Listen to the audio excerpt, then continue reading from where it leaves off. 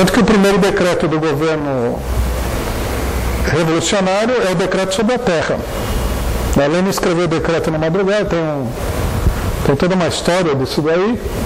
Ele passou a madrugada redigindo o decreto. Uma madrugada que é entre a tomada do poder e o início do Congresso dos Soviets no dia seguinte.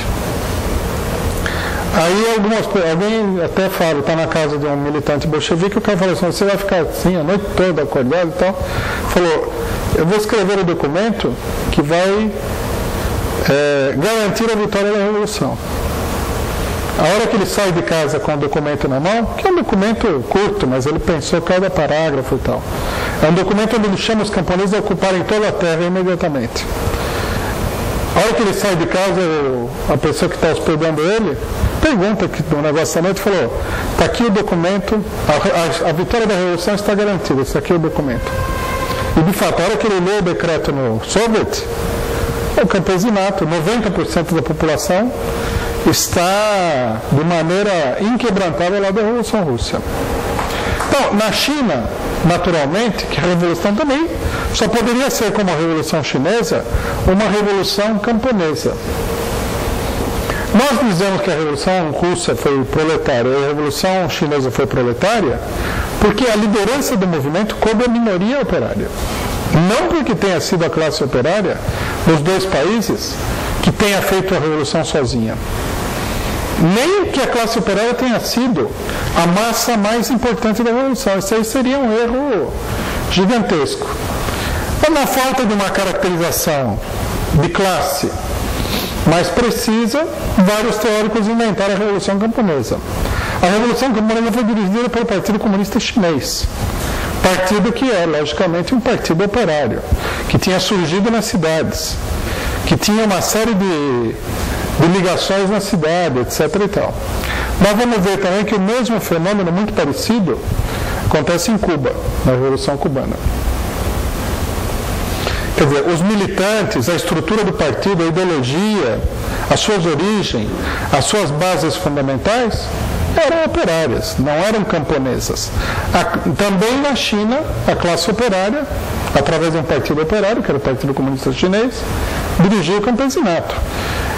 Na China, né, o mito se criou porque se tem a impressão, observando a olho nu, né, que o Partido Comunista foi absorvido pelo campesinato, mas não é fato.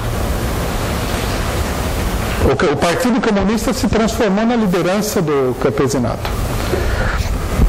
Bom, a história desse Partido Comunista é uma história errática, de idas e vindas, zigue-zagues, erros colossais, políticas erradas, né? Num certo sentido, ele mostra que a liderança dele sobre a Revolução era extremamente tênue, que ele mais acompanhava a movimentação revolucionária geral do que dirigia, porque uma revolução é assim, ela nunca avança em linha reta, ela avança através de solavancos, de caminhos errados, volta atrás, autocrítica, confusão, etc. e tal. O Partido Comunista Chinês se desloca para o campo, se desloca primeiro para uma cidade onde eles criam o que eles chamam de Soviet, onde eles dominam a cidade. Depois eles se deslocam para o campo, depois eles percebendo que ali eles não têm sustentação, eles decidem mudar de lugar e eles fazem a famosa longa marcha do Mao Tse-tung, né? E depois eles constituem um governo próprio em toda uma parte do país, que seria coisa de 20 a 25% do país no norte da China, né? De onde eles vão combater um fenômeno que vai acelerar a Revolução Chinesa, que é a invasão japonesa. Os japoneses começam a invadir a China como parte do que seria a guerra imperialista a partir de 39, em 1931. Né? Esse é outro fato também, porque a Segunda Guerra Mundial é a guerra entre o bem e o mal. Os lindos e democráticos norte-americanos contra os maldosos alemães, nazistas, o Hitler de bigodinho, o Roosevelt na cadeira de rodas, aquela papagaiada ideológica asquerosa toda. Na verdade, não tem nada a ver. Os japoneses já tinham ocupado a Manchúria, na China, em 1931, como parte da intensificação da luta capitalista pelos mercados e pelas fontes de matéria-prima, que é o que foi a guerra em todos os lugares. Essa que foi a realidade. Em 1937, os japoneses invadem Nanquim e começa a invasão geral da China. A ocupação japonesa vai acelerar a crise revolucionária. O Partido Nacionalista fica perdido, porque ele não sabe se ele se alia aos japoneses, se ele combate os japoneses, se ele se alia aos alemães, com os quais ele conclui uma aliança durante um período, se ele se alia aos norte-americanos e ingleses, não sabe de que lado que ele fica. E ele tem mais medo, logicamente, do crescimento da influência do Partido Comunista Chinês e da revolução dirigida pelo Partido Comunista Chinês do que dos japoneses. Stalin, durante todo o período, impõe ao Partido Comunista Chinês a frente única com o Kuomintang, uma frente popular, e que o Partido Comunista Chinês deveria ficar a reboque da política do Chiang Kai-shek. O Partido Comunista Chinês, aí se inicia toda uma história que infelizmente não dá para contar aqui, de relações extremamente complicadas entre o Mao Tse-tung, que nesse momento já é o dirigente do Partido Comunista Chinês, depois de vários expurgos, e Stalin, onde o Mao Tse-tung concorda, mas não executa exatamente as ordens de Stalin. Fica um jogo de esconde-esconde entre os dois. O que, logicamente, partia da experiência dos chineses, que sabiam que se eles ficassem a reboque do Chiang Kai-shek, mais cedo ou mais tarde eles seriam massacrados até a última pessoa. Finalmente, a cabeça da pessoa que está em jogo, etc. e tal.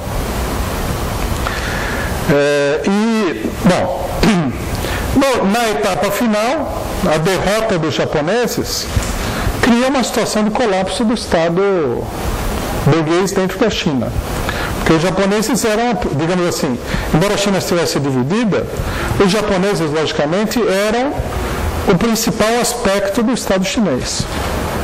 Apesar da gigantesca repressão que os japoneses colocam em marcha, gigantesca mesmo, eles tentaram esmagar a revolução a ferro e fogo, o domínio japonês sobre a China entra em colapso. E abre-se aí a luta entre as forças nacionalistas apoiadas pelos norte-americanos de um lado e a revolução que é dirigida pelo Partido Comunista Chinês. Os norte-americanos despejam dinheiro e armas na China nas mãos do nacionalismo. A ajuda é gigantesca, tanto que os norte-americanos tinham acabado de derrotar o Japão, com a ajuda da própria Revolução Chinesa, inclusive, e eles, claro, estavam se lançando com toda a força para a dominação da Ásia, que eles consideram que é uma segunda importante zona de influência econômica do imperialismo norte-americano com a América Latina. Então eles jogaram todas as fichas no Chiang Kai-shek. Hoje em dia, os historiadores norte-americanos eles procuram apontar os erros que foram cometidos pelos norte-americanos. Não se trata de erros, logicamente que todo mundo comete erros. Se trata de que o imperialismo norte-americano, que era o verdadeiro oponente da Revolução, tendo como fachada o regime nacionalista do Chiang Kai-shek, que já era um regime fantasmagórico, é derrotado pela Revolução. Os próprios historiadores reconhecem que quando as tropas do Exército Popular Revolucionário Mao Tse-tung entram nas principais capitais, eles entram montados nos tanques norte-americanos. Essa é a prova mais cabal de que eles sucumbiram à Revolução. Quer dizer, eles jogaram armas lá, as armas foram parar na mão do Exército Popular Revolucionário que tomou o poder em 1949. O Chiang Kai-shek, com 2 milhões de pessoas, se muda para Taiwan, Formosa. Quer dizer, esse aí é o, grosso modo, o desenvolvimento da Revolução. Como eu falei, infelizmente não dá para explorar aqui.